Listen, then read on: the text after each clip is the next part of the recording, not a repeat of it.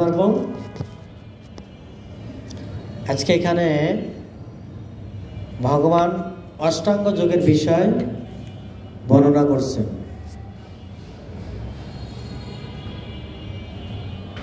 যেটা এই কলিযুগের মানুষের পক্ষে অসম্ভব।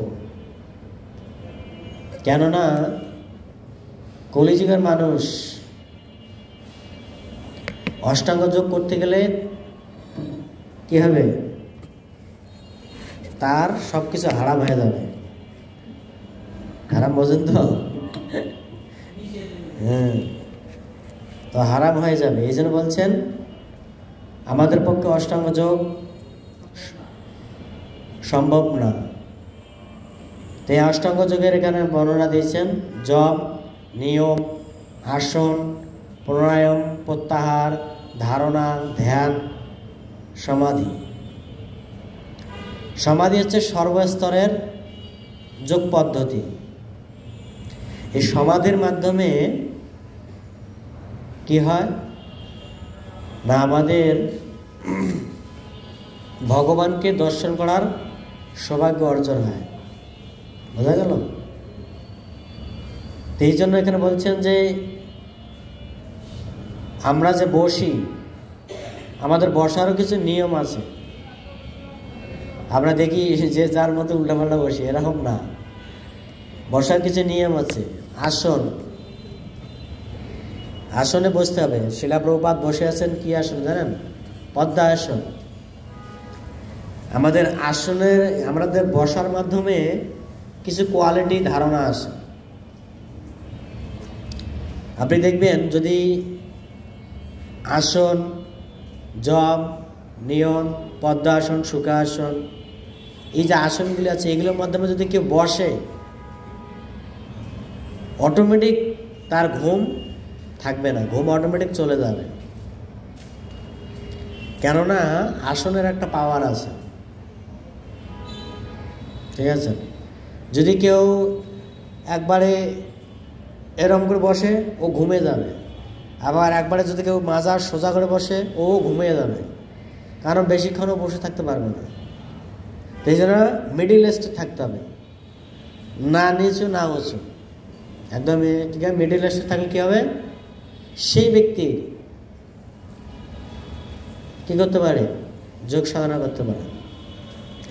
আমি দশম অধ্যায় 11 অধ্যায় আমি শ্রবণ করে আসছি। 11 অধ্যায় বলছেন যে ভগবান কৃষ্ণ কাকে বলছেন? অর্জুনকে বলছেন। কি বলছেন অর্জুনকে? বলছে সাধনা কে করতে পারে? বিশ্বরূপ দেখা হয়ে গেছে। কার দেখা হয়ে গেছে? অর্জুনের দেখা হয়ে গেছে। এখন অর্জুনের বিশ্বরূপ দেখে তার ভয় হয়ে গেছে। যদি আমরা এরকম বিশ্বরূপ দর্শন করি, তা আমাদেরও তো ভয় আসবে। আসবে কিনা? বিকট রূপ। তখন অর্জুনের ভয় আছে। তো অর্জুন যখন ভয় আছে, তখন অর্জুন ভগবানের কাছে প্রার্থনা করতেছেন। কি প্রার্থনা? বলছে, হে গোবিন্দ, আপনি কৃপা করে পুনরায় আপনি চতুর্ভুজ রূপ ধারণ করুন, যেই ওই রূপ দেখে আমি ভয়ে কম্পিত হব না। ঠিক আছে? তো এই কথা ভগবানকে যখন বলছেন, ভগবান তার পরিপ্রেক্ষিতে উত্তরে বলছেন, কি বলছেন? যে তুমি চিন্তা করো না। ওই উত্তরের পরিপ্রেক্ষিতে ভগবান বলছেন, তুমি চিন্তা করো না। যদি কেউ আমাকে মনের মাধ্যমে ধ্যান করেন, তাহলে সে অচিরেই আমাকে দর্শন করতে পারেন। যদি কেউ এক জায়গায় বসে মনের মাধ্যমে ধ্যান করেন, তাহলে সে আমাকে অচিরেই দর্শন করতে পারে। আর যদি কেউ এও না পারে, অনেক সময় হয় না যে এক জায়গায় বসে আছি, আমাদের মন স্থির না, যদি এও না পারে, তাহলে কি করতে পারে? যে কর্মটা করতেছে, এই কর্মটার সমস্ত ফলটা ভগবানকে অর্পণ করলে হবে, আর কিছু করা লাগবে না। আমরা যে কর্মটা করতেছি, এই কর্মের ফলটা যদি সম্পূর্ণরূপে ভগবানকে অর্পণ করে তাহলে ভগবান বলছেন তাতেও আমি প্রসন্ন, তার তো আমি প্রসন্ন, এই জন্য প্রসন্ন তার মাধ্যমে তাকে আমি কর্মবন্ধন থেকে মুক্ত করে আবার ধামে নিয়ে আসবো। ঠিক আছে, এটা গেল 11 অধ্যায়ে অর্জুন এবং ভগবান কৃষ্ণের প্রশ্নের উত্তরে।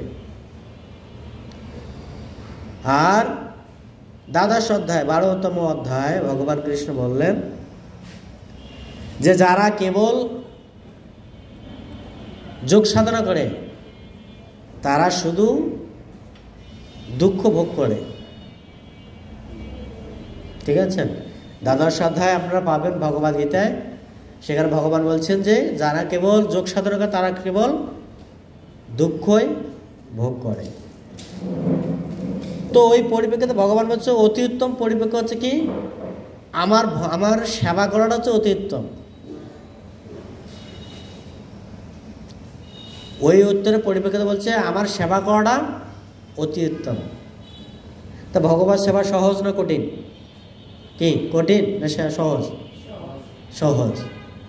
ভগবানের কাছে গেলেন, চন্দন তুলসী লাগে চরণে দিলেন, চিত্রপটখানা আগের রুমাল দিয়ে মুছিয়ে চরণে দিয়ে বললেন গোবিন্দ এই লও, সামান্য একটু ভোগ দিলাম, শেষ সেবা।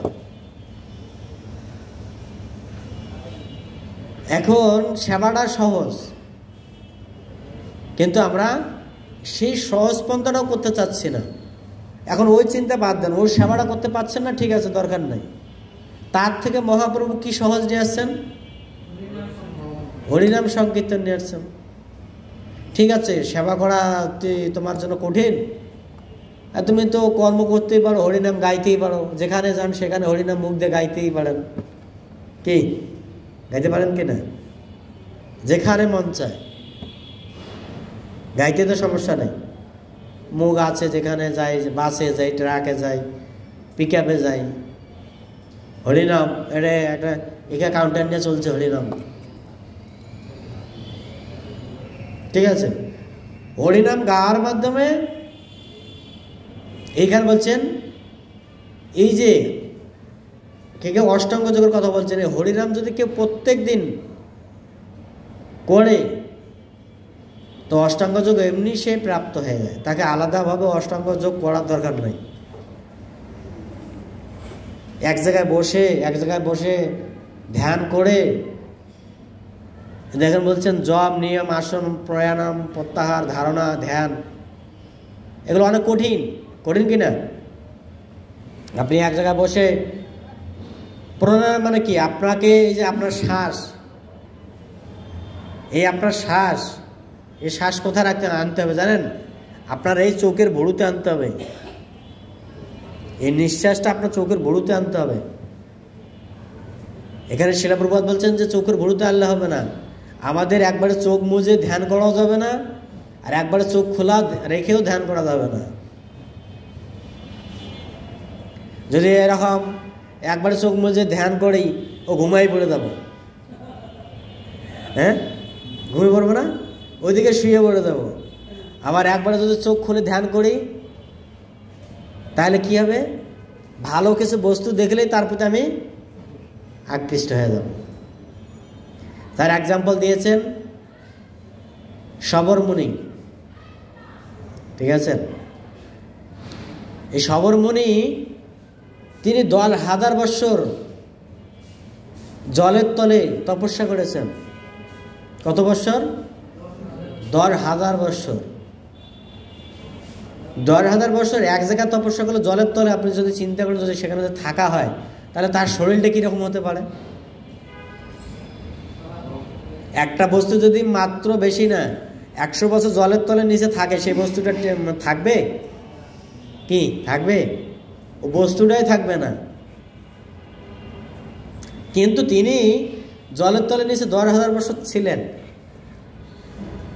তপস্যা করেছেন, এত কঠিন তপস্যা, কিন্তু সামান্য একটু ভুলের কারণে তাকে ধ্যান নষ্ট হয়ে গেছে। সেটা কি? মাছের ক্রিয়া দেখেছেন। আমরা যেরকম বংশবৃদ্ধি করার জন্য ক্রিয়া করি, ওরাও মাছরাও ওরকম করে। ঠিক আছে, তে সামান্য এটিকে দর্শন করার কারণে এই শব ঋষি সেখান থেকে উঠে চলে এসেছেন কোথায়? রাজা মান্ধাতার গৃহে। এসে বলছেন আপনার আমি মেয়েকে বিবাহ করব। তা রাজা মান্ধাতার মেয়ে ছিল কত? 60,000 কন্যা। বলছে 60,000কে একাই সে বিয়ে করেছে। তো যখন প্রথমেই তপস্যা করে সে মানে সোজাসুজি সে মান্ধাতার প্রাসাদে গেছে, তা তাকে পছন্দ করে নাই। অনেক সময় হয় না, আমাদের চেহারা না দেখলে তো পছন্দ হয় না, হয় কি না? তো এরকম সেম শব ঋষি ওইরকম গিয়েছেন, মান্ধাতাকে বলছেন যে আমি আপনার মেয়েদের বিবাহ করতে চাই। ঠিক আছে, তো এখন মান্ধাতা রাজা তো কনফিউজ, চেহারা নাই কিছু নেই, কেমনে এখানে জামাই বানাই, আমার মেয়ে দেখলে থেকে পছন্দ করবে না। ঠিক আছে, এই তো মনের কথা ভাব বুঝে গেছেন। কে বুঝে গেছেন? শব ঋষি বুঝে গেছেন না। তখন কি করছেন? বলতে ঠিক আছে আমি কালকে আসব, কালকে এসে তোমার মেয়েকে ডাকবা, যদি আমাকে পছন্দ করে তাহলে আমি বিবাহ করবা, যদি না করে আমি তাদের বিবাহ করব না। ঠিক আছে, পরের দিন আসছে কোথায়? রাজা মান্ধাতার গৃহে।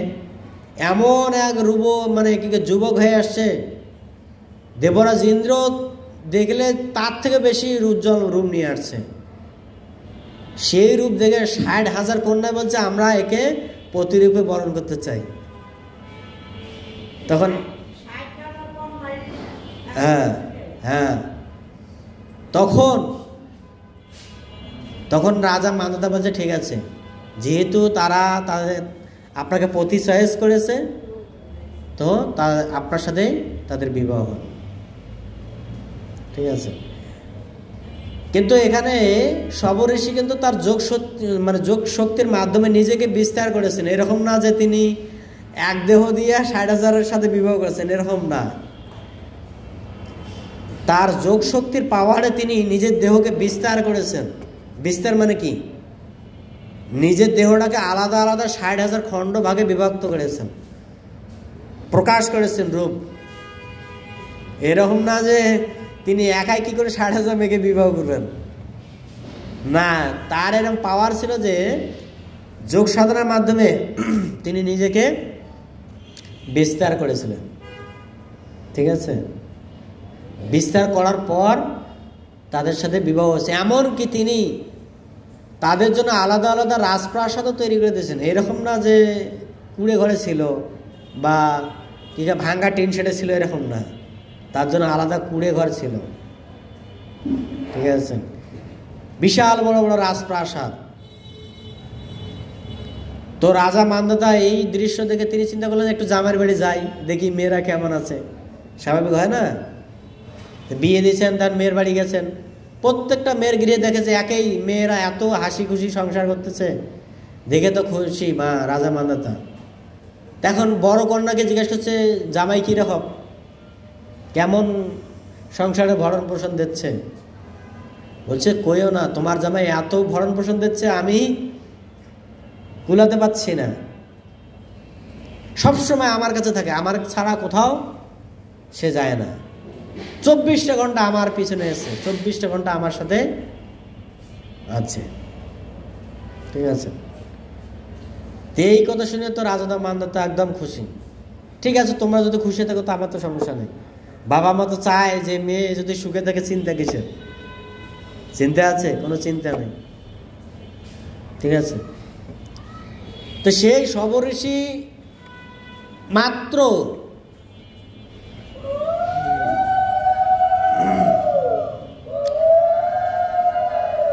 চিন্তা করেন আপনি, তিনি 10,000 বৎসর তপস্যা করার সত্ত্বেও তিনি সেখান থেকে কি হয়েছেন? সেই যোগ সাধনা থেকে পথভ্রষ্ট হয়ে গেছেন। আর আমাদের কলিযুগের তপস্যা তো আরো কঠিন। কলিযুগের মানুষ আমরা এক জায়গায় বসে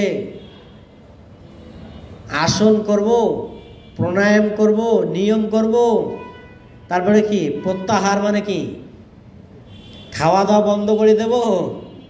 খাওয়া দাওয়া একটা দিনে একাদশী করতে বললে তো ও একাদশী একবেলা না গেলে কি হয়, একাদশী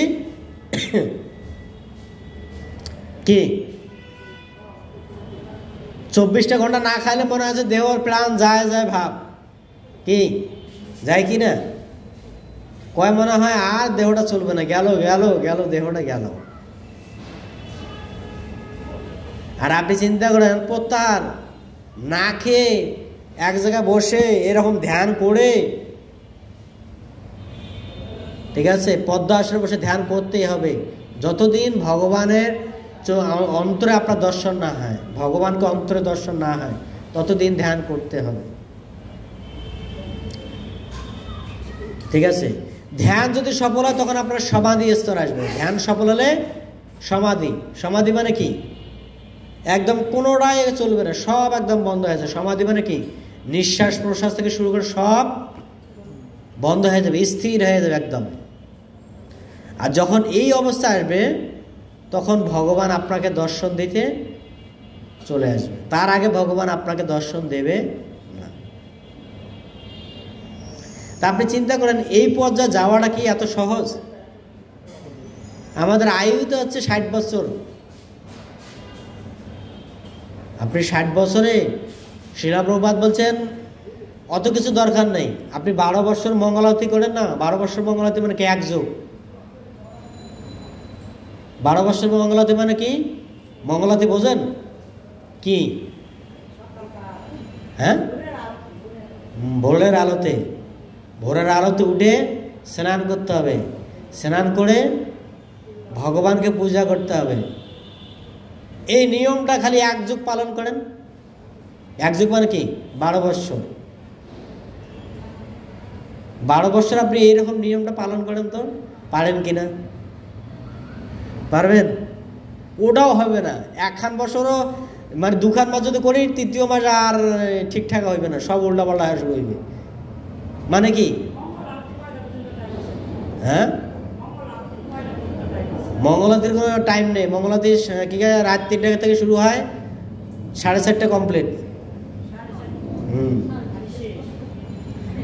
4:30 শেষ। ঠিক আছে, আর যারা গৃহস্থ তাদের জন্য 5টা আছে। 5টা তো ওটা মঙ্গলাতি হইবে না, 5টাও মঙ্গলাতি হইবে না। ঠিক আছে, তো আপনাকে 4:30টায় মাস্ট মঙ্গলাতি করতে হবে। 4:30।